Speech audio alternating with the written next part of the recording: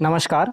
माध्यमिक शिक्षा मंडल मध्य प्रदेश भोपाल द्वारा 29 जून 2021 को कक्षा 12वीं के परीक्षा परिणाम बनाने संबंधी निर्देश जारी किए गए हैं। तो चलिए इस आदेश का अध्ययन करते हैं। कोविड-19 संक्रमण की गंभीरता एवं विषम परिस्थितियां बने रहने के कारण हायर सेकेंडरी तथा हायर सेकेंडरी व्यावसायिक परीक्षाएं वर्ष 2021 निरस्त की गई हैं। फलस्वरूप परीक्षा परिणाम तैयार करने हेतु मंडल द्वारा आदेश क्रमांक 2039 परीक्षा समन्वयक 2021 भोपाल दिनांक 28 जून 2021 जारी किया गया है। कक्षा 10वीं के विषयों के आधार पर हायर सेकेंडरी व्यावसायिक परीक्षा वर्ष 2021 का परीक्षा परिणाम तैयार करने की विस्तृत कार्ययोजना निम्नानुसार नियत की जाती है। नियमित एवं स्वाध्यायी परीक्षा के किसी भी छात्र को अनुत्तीर्ण नहीं किया जाएगा। जिस भी विद्यार्थी द्वारा परीक्षा फॉर्म भरा गया है वह अनुत्तीर्ण नहीं होगा किसी भी स्थिति में। परीक्षा वर्ष 2021 कक्षा 12वीं की नियमित एवं स्वाध्यायी परीक्षा के लिए परीक्षा आवेदन पत्र भरने वाले समस्त छात्रों को उनकी कक्षा 10वीं के सर्वश्रेष्ठ 5 विषयों के विषयवार अंकों के आधार पर परीक्षा परिणाम तैयार किया जाएगा कि बेस्ट 5 विषयों के आधार पर।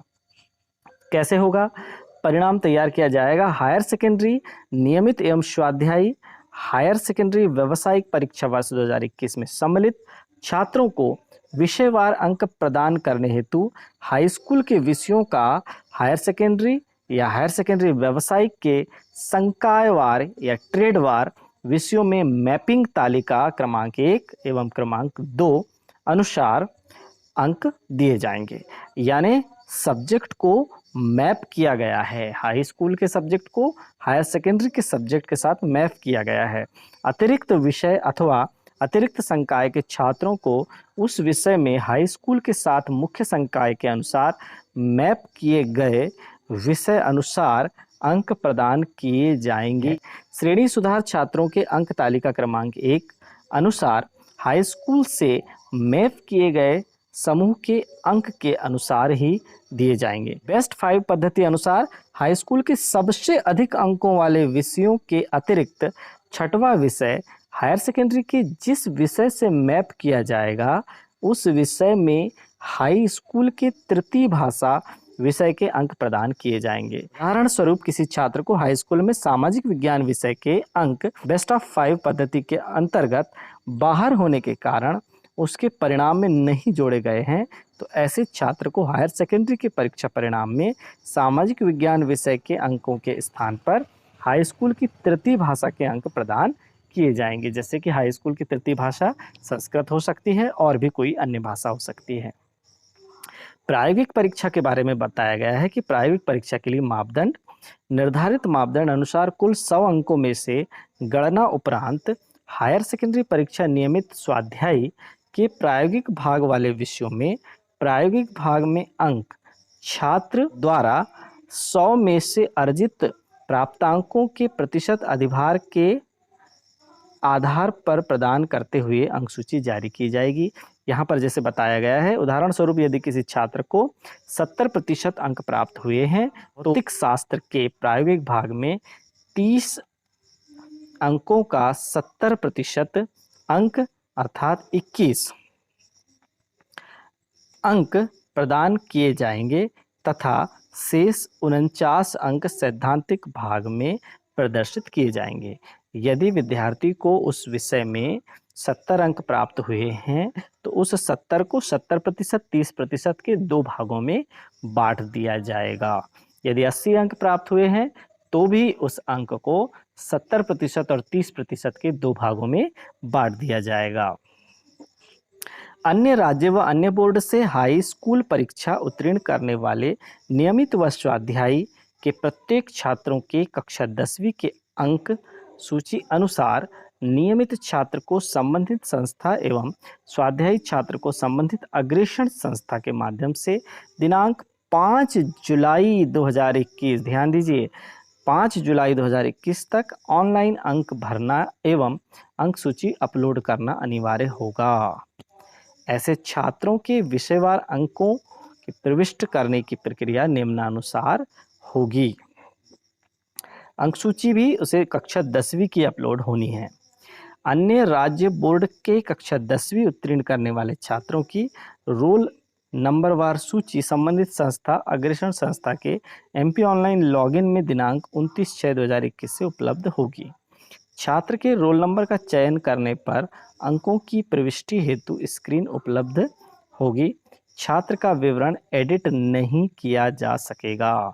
जो विवरण हमने फॉर्म में भरा है वही रहेगा, उसे एडिट नहीं किया जा सकेगा।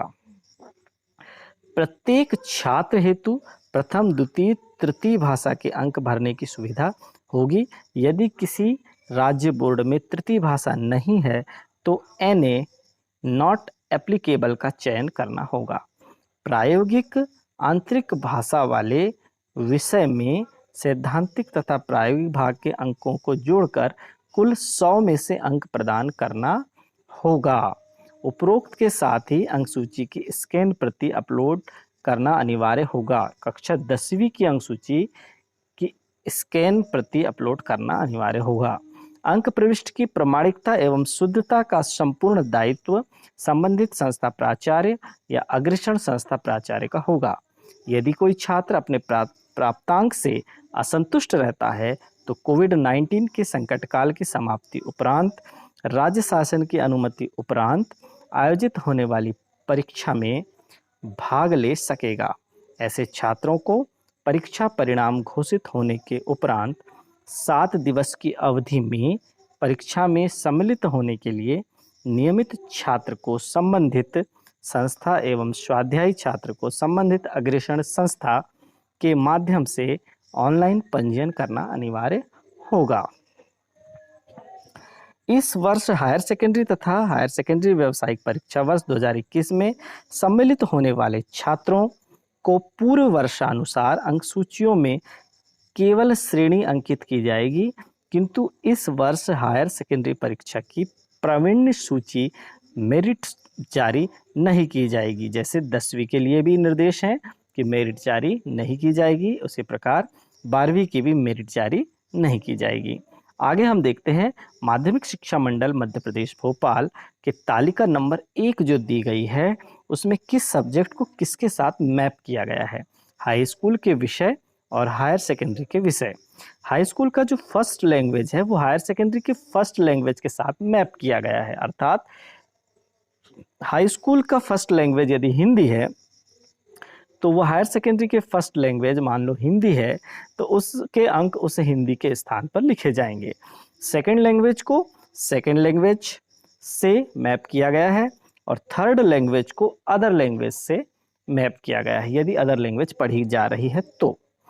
अब यहाँ पर ध्यान देने वाली बात है कि साइंस को किन किन विषयों से मैप किया गया है। साइंस के जो 10वीं में प्राप्त अंक हैं वो 12वीं में किन किन विषयों में दिए जाएंगे। Physics, chemistry, biology, information, practices, agriculture, home science, biotechnology, physical education. Agriculture group में और कौन कौन से विषयों में साइंस के अंक जोड़े जाएंगे देखिए। Element of science and maths useful और एग्रीकल्चर या crop production and horticulture, animal husbandry, milk trade और यह है पोल्ट्री फार्मिंग एंड फिशरी। फिर होम साइंस के कौन कौन से विषयों में साइंस के अंक दिए जाएंगे। Home management, nutrition and textile, anatomy, physiology and health, elements of science. Maths को मैप किया गया है मैथ से ही और बुक कीपिंग एंड अकाउंटेंसी से। सोशल साइंस को मैप किया गया है history, geography, political science, economics, Indian music, drawing and designing, sociology, psychology, business studies, economics, drawing and painting, still life and design, history of Indian arts and world arts, इन विषयों से social science को map किया गया है। अब हम देखते हैं कि हाई स्कूल के विषयों का हायर सेकेंडरी व्यवसायिक के ट्रेड वार विषयों में मैपिंग कैसे की गई है।